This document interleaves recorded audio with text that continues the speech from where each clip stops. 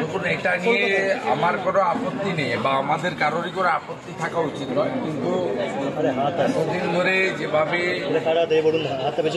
ভগবান পুরুষোত্তম রামচন্দ্র মহারাজকে এরা অ্যাটাক করেছে, অযোধ্যার রাম মন্দিরের দিন সম্প্রীতি মিছিলের নামে পাল্টা মিছিল ডেকেছে।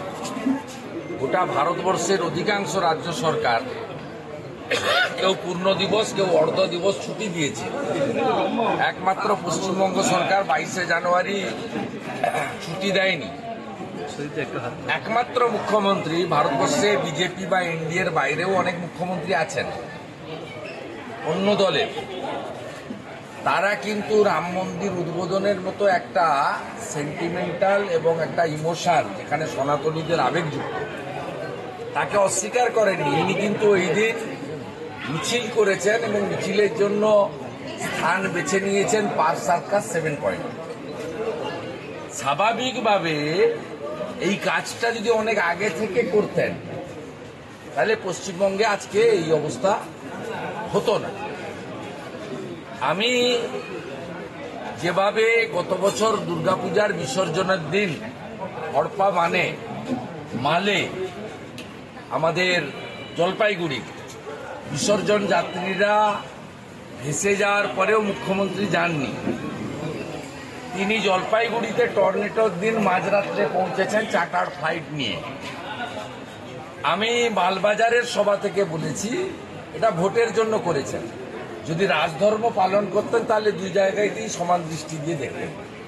ঠিক একইভাবে 22শে জানুয়ারি যেটা হিন্দু আতঙ্কে আপনারা করেছেন, আর আজকে সেই জয় শ্রীরামকে আপনাদেরকে ঠোঁটস্থ করতে হচ্ছে, আপনার মুখ্যমন্ত্রীকে ছুটি দিতে হচ্ছে, এটা কেবলমাত্র পশ্চিমবাংলায় সনাতনীদের যে জাগরণ ঘটেছে, যেটা এতদিন ছিল না। এখানে রামচন্দ্রকে ভগবানকে গোবলয়ের ভগবান করে রাখা হয়েছে। তো পশ্চিমবাংলার সনাতনীরা গত 2-3 বছর ধরে, বিশেষ করে তার আগে যে ছিল না তা নয়, তারা এইটাকে ভেঙে দিচ্ছেন। ছট পুজোতেও আমরা যাচ্ছি সূর্য প্রণাম করতে, আমাদের মায়েরা দিদিরা ব্রত রাখেন। ছট মানে বিহারের পুজো নয়, সনাতনের পুজো। দুর্গা পুজো মানে বাংলার পুজো শুধু নয়, উত্তরপ্রদেশ, লখনৌ, গোটা পৃথিবীর হিন্দুদের পুজো। ঠিক ভগবান রাম গোটা পৃথিবীতে থাকা সব সনাতনের সূর্যের প্রতীক, আবেগের প্রতীক এবং আমাদের যে ঐতিহ্য, 6000 বছরের যে ঐতিহ্য, তার তিনি প্রতীক। প্রজা বাৎসল্য, আদর্শ রাজা। ভোট বড় বালাই বলে এসব করে কিচ্ছু হবে না। যারা সরস্বতী মন্ত্র ভুল পাঠ করেন, যারা ভাত মাছ খেয়ে পায়ে চটি দিয়ে চণ্ডীপাঠ ভুল বলেন, যারা পিতৃপক্ষে গিয়ে দুর্গা ঠাকুরের পুজো উদ্বোধন করেন, যারা দুর্গা পুজোকে কালচারাল প্রোগ্রামে পরিণত করতে চান, তাদেরকে সনাতনীরা উচিত শিক্ষা দেবে। আপনারা নিশ্চিন্ত থাকতে পারুন, আপনার বাড়ির লোকও উচিত শিক্ষা দেওয়ার জন্য প্রস্তুত হয়ে আছে। কোনো মন্ত্র কাজ করবে না, এক। দ্বিতীয়ত, গত বছর ডালখোলা, শিবপুর এবং রিসড়ার ঘটনার পরে কোর্টের হস্তক্ষেপ এবং এনআইএ, আপনারা জানেন যে এবারে মোরললেস শান্তিপূর্ণ হলেও শক্তিপুরে রামনবমীর মিছিল আক্রান্ত হয়েছে। ওখানে বেছে বেছে সনাতনীদের দোকান লুট হয়েছে একটু আগে পর্যন্ত। এবং আমি এক্স হ্যান্ডেলে দিয়েছি, দেখবেন পুলিশ রামনবমীর মিছিলে গ্যাসের সেল ফাটাচ্ছে মিছিল ছত্রভঙ্গ করার জন্য। যে কাজটা গতবারে শামীম আহমেদ, শাকির আলী, জাভেদ হাসান আনসারিরা করেছিল, এই কাজটা এবারে মমতার পুলিশ মুর্শিদাবাদের শক্তিপুরে করেছে। আমি এর নিন্দা জানাই।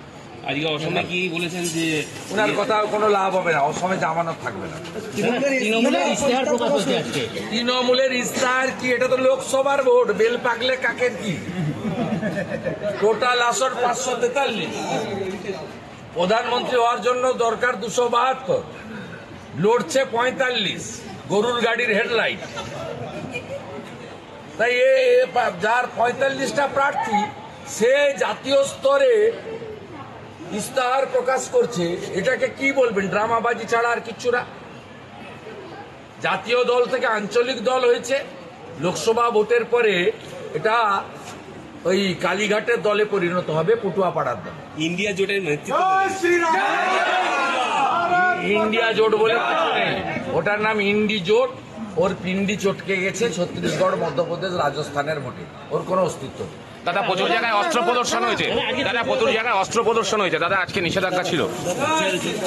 দাদা আজকে এখানে দীপাঞ্জনরা এখানে এলেন, দাদা পুজো দিলেন।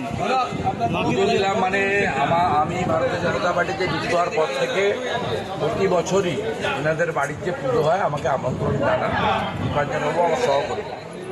তা আমি আসতে পারিনি, আজকে আমি অনেকগুলো প্রোগ্রাম শেষ করে আমি এসেছি। আমন্ত্রণ আন্তরিক ছিল এবং এটা সম্পূর্ণ ব্যক্তিগত আমন্ত্রণ ছিল, সেটা আমি রক্ষা করেছি। মায়ের হাতে পদ্মফুল দিয়েছি, প্রণাম করেছি, টিকা পরেছি, মাকে পুজো করেছি এবং মায়ের যে প্রসাদ খানিকটা মুখে দিয়েছি, এটা আমার পরম প্রাপ্তি। আমি সুযোগ পেলেই চুচুড়া চন্দননগরে আসি। ওনার গত বছরের যে প্রোগ্রাম ছিল ভারত মাতা, তাতেও আমি এসেছি, জানেন আপনারা। আমি সুযোগ পেলেই আসি, এরা আমার সহকর্মী। আর বিজেপি মানে আমি নয়, আমরা সব মোদী পরিবারের সদস্য। দাদা মায়ের কাছে মোদী পরিবারের সদস্য যারা আছি আমরা, আনন্দেও থাকি, নিরানন্দেও থাকি, সবাই একসঙ্গে কাজ করি। মায়ের কাছে কি চাইলেন? মায়ের কাছে কি চাইলেন? শাহজাহানের মতো আর যে কটা অসুর আছে, মা ধ্বংস করো।